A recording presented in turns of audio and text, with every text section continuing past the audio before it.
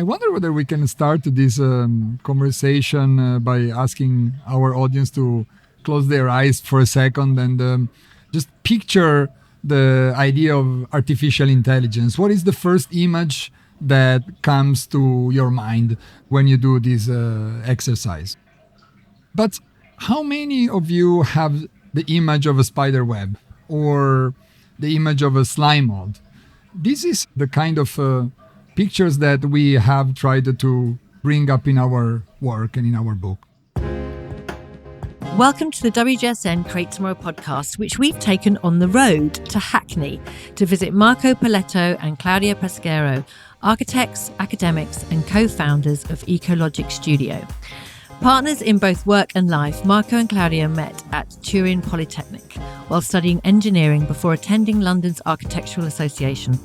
They founded their studio in 2005 and as proponents of biodesign are doing very interesting work on how we might create a better future, learning from non-human species and microorganisms, algae, fungi, slime mould.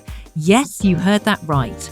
They've just published Deep Green, Biodesign in the Age of Artificial Intelligence as well. So there's lots going on.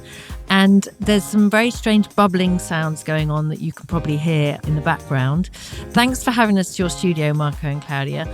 What is this incredible looking, describe it for the audience, 3 giant test tubes in very arresting colours of a kind of acid green, a lovely kind of orange and a deep, deep green. What's going on here? Well, we are remetabolizing carbon dioxide as we speak. So essentially, we are partnering with this microorganism called algae or microalgae, which are cyanobacteria, essentially photosynthetic microorganisms. And the reason why they appear in this array of colors is that they exist in a huge variety of strands and species. So they are not just one organism, but they constitute what we call the urban microbiome. It's almost like a hidden layer of nature which exists in every city, every canal, waterways, ponds, and essentially represents an untapped value for the future of our urban environment. And you developed this, it's called BioBombola. Yeah, the product design project in itself is called BioBombola. It's a home garden for microalgae and cyanobacteria. It can cultivate multiple species of microalgae and in that way create new alliances and new home ecologies because microalgae can feed, for them is food, nutrients, what for us is pollutant. So we can cultivate spirulina, chlorella, porphyridium, the red one, and other. Spirulina in particular is also a nutrient. We have it at home and harvest it regularly, and it's a little green blob when you harvest it and integrate it in food. Is very nutritious. This is because there is also another very interesting fact about microalgae, differently from mechanical filter, where you remove elements from there, but essentially the elements are still there. You need to dispose of them somehow. Being these element nutrients and food for microalgae, they remetabolize them. They grow cell, they grow other product that we can use as a food, as biomaterial, and in particular with spirulina as food and nutrients.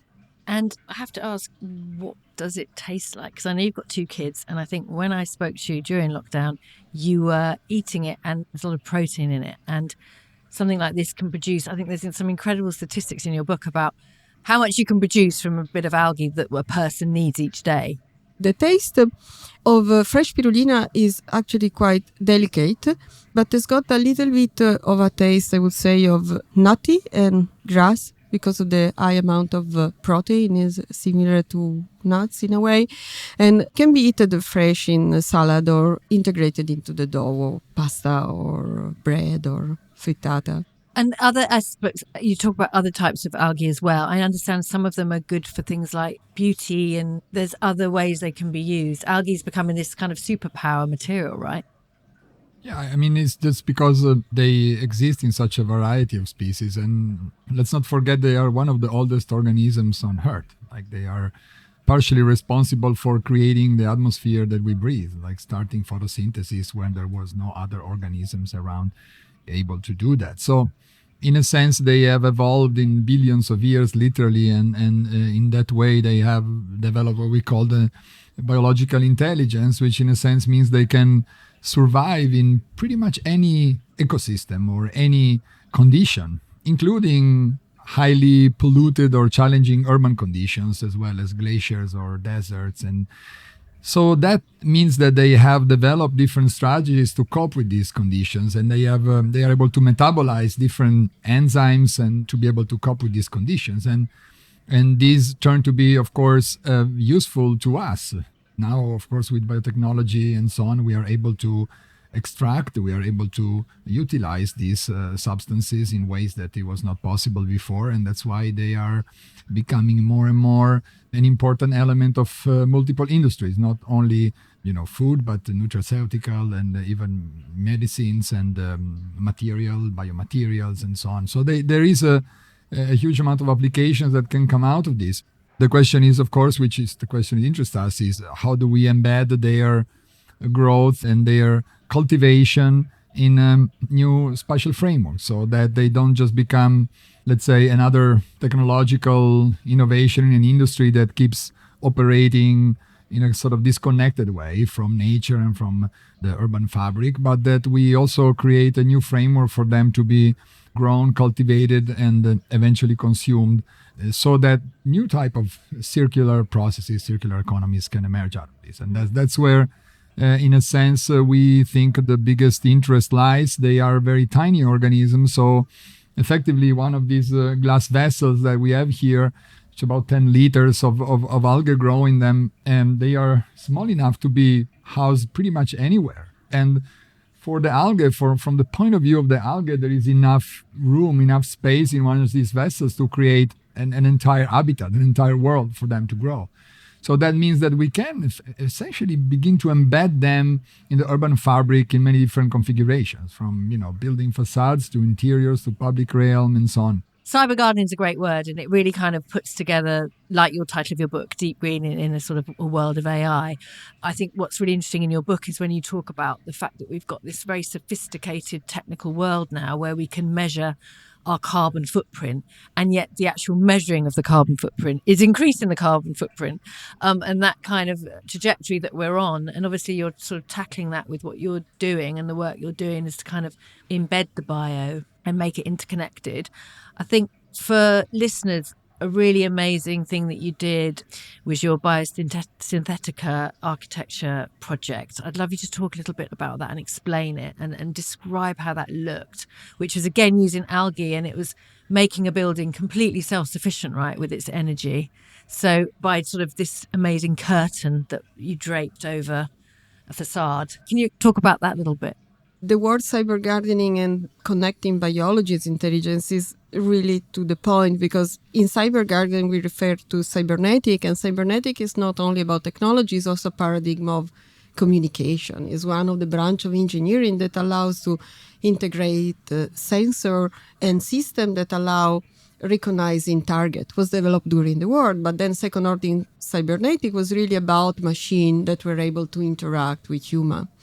And in that sense, the book, by talking about biodesign in the age of artificial intelligence, really try to expand the notion of intelligence beyond artificial one, and recognize that there are multiple intelligent systems that we can interact with, some of which are energy consuming and some of which are actually energy producer. And we can recognize the intelligence of fungi, slime mold, and microalgae through their pattern. By interacting to the pattern of color, pattern of growth, we are able to read, they convey information to us, with which we can establish a conversation and through which we can establish, in a way, circular economies. I think today we talk about intelligence all the time, no, but in a very dumb way. We kind of think of, for example, we often refer to humans as very intelligent because we have a big brain and intelligence in the brain. And then you talk about smart cities and cities where, softwares control everything that becomes perfectly timed and efficient. Or we talk about AI as a phone that can do everything for you and so on and so forth.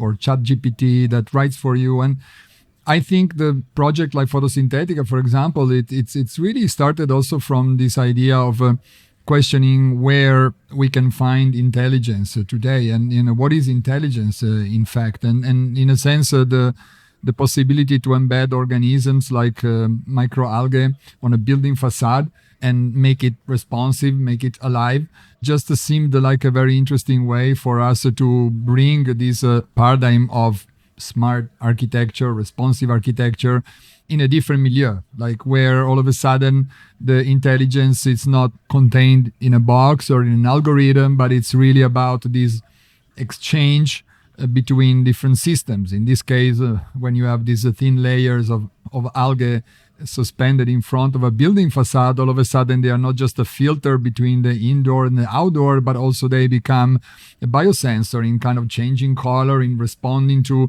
changing microclimatic pattern, concentration of pollutants and nutrients. So they communicate to you as well as you pass by. And if you pass in front of that facade every day, even without you noticing, you will begin to read patterns. You will begin to understand, it's been red for a while, and then look, now it's going into green. What's going on? And I think that's where we can begin to shift the conversation through cyber gardening, through this type of integration of living systems in architecture in our city. There is a level of intelligence that emerges in the interaction, that emerges in systems of different nature, humans, non-humans, biological, digital, feeding information to each other, and being able to read this pattern not only like rationally, but also through the kind of meta language of visual interaction becomes a very powerful way of developing a form of embedded or embodied intelligence. You're listening to the WGSN Create Tomorrow podcast, and in this episode we're talking about algae, fungi and slime mould, those microorganisms that often go unnoticed, but through biodesign they just might help us to create a better future. I'm Bethan, Ryder, Director of Editorial at WGSN, and my guests today are Marco Poletto and Claudia Pasquero, architects, academics and co-founders of ecoLogicStudio. And I wanted to talk a little bit about your AirBubble project, which looked really fun. I think the first one was in Warsaw, and this was a construction for children, right? Because obviously there's been an awful lot in the press, certainly in England, London, about the poor air quality. And actually, I think at least one child has lost their life to poor air quality. So this is obviously a really important work that you're doing. I think the project, the AirBubble, for us was significant, of course, because we also have 2 children, and we are living in London, and we just felt very strongly about the issue of air quality and pollution and the effects it has on children, which is, of course, unique because of their developing respiratory system. So the impact that air pollution has on children is potentially much more dangerous and long-lasting, in a sense, than in adults. But also the conversation, again, like in many of these aspects around the problem, it's always operating at a level where it feels like it's a problem that is bigger than anyone, and it will take years between you solve it. Maybe electric cars can help, and so on and so forth. But we felt that actually there was another perspective, another way to look at this that would make it not only more tangible, but also that would give us a way to act immediately, in a sense. And the realization is that if you look at it from the perspective of a child, like from the point of view of a child, you realize that, first of all, children are breathing air at a different height. They're breathing air very intensively when they run and they play, because obviously they have a different pattern of movement and dynamic. But they also spend a significant amount of time in certain areas, like playground, for example, and that's where their breathing is intense. So we felt that we could begin to look at the problem of urban air pollution from, let's say, a microclimatic perspective. And we started to take measurement. We used monitors, and then we actually have this really small device that you can take with you. We gave some to our children. We kind of tried to understand really the project from that point of view. And we realized that effectively we could have a significant impact just by beginning to alter or filter the air of a small microclimatic pockets, right? And so that's where the idea of the AirBubble came about. To say, okay, look, we're not going to purify the whole air of the whole city overnight, right? It's impossible. But what we can do pretty quickly is to filter a bubble of clean air in a location where children are likely to spend most of their time and also are likely to have a very intense physical exertion, which means that they will be breathing, full lungs. And so that's where the whole idea started. And then, of course, there was an element of technology and technical developments in integrating the PhotoSynthetica vessels in it and, designing a structure that would still feel open and transparent, but would have enough control. So we have this very thin membrane that you see around. So to describe looking at it, because there's a picture here, it reminds me not in scale, but in structure, like actually a gas cylinder, which is like quite amusing, but because it's the opposite kind of thing. And it's got timber supports at the bottom, which is open. And then you've got obviously this membrane, which is transparent. It creates a microclimate, but really it's an architectural structure in itself that interacts with the environment, with the kids and with the microalgae. In a way, it reconnects to the question of intelligence we were talking about before, because it envisions ecology not in terms of master planning. In the word master planning, there is a master planner that from the top down decide where kids walk, where algae go, where do we filter. And I found it a little bit also patronizing, aside from the fact that I don't think it works with ecological system. And in this sense, it's about really unlocking agency. The agency of the local environment, the agency of the algae, and the agency of the kids in playing, interacting with the algae in the air, and changing the world around them. So the way it works is really a relationship within the morphology that you see there that allow air recirculation, the playing of the kids that activate the bubbling and the transformation of air, and the air that change in that moment. Of course, this is something we can measure. We've been measuring it. We partner with GSK, pharmaceutical company, for this project, and we measure a reduction of the main element, dangerous element in the air between 75 and 95% every week. But also through interaction, you really allow kids to understand about ecology, about this bubble of microclimate that surrounds us, and interact more or less and understand how play and fun and can contribute to the planet ecology. And this is really an important factor of the project. Our kids are more healthy, but also maybe more holistically integrated and able to take charge of their own microclimate and understand it more in the future. It feels like at the very heart of your practice is not just sort of multi-species thinking, but it is this incredibly inclusive way of working where there are no silos, you're cross-discipline in every way. Is that something you both just feel like you naturally were always feeling like that about things? Or it's something that's how you've shaped the practice as you've gone along? I always had a very deep interest in art, but also a very deep interest in science. And when I was in primary school, I would always resolve mathematical problem visually, which was unconventional. And the teacher would always be, but how did you do that? But you're the only one that get it all right. So you couldn't possibly copy from somebody else. Somehow now I reconnect this also to the way I grew up. I grew up in a farm in Italy. My family produced wine. And the production of wine had a lot of science embedded into it, but also a lot of visual aspect. It was the main element of the town. And there was a fair and there was a visual pleasure connected to the harvest. And to the moment of the harvest, there was a crucial social, political, aesthetic, as well as productive, economical moment of the town. And you couldn't pick up one of these systems from the other. You now just produce and then you just have the fair. They all was interconnected. And I think when I was maybe the most intellectual of the family, and I got a lot into art and science. And I think this interest that I always had, and at the beginning I was struggling because they would ask me to decide. And shall I do engineering, and then I did drama school as well, and then sculpture, and I completed all of them, and I can't decide. You're mixing them all now. Yeah, and the question was really how you trace correlation between different realm of knowledge that were being created, and no one is more objective than another one.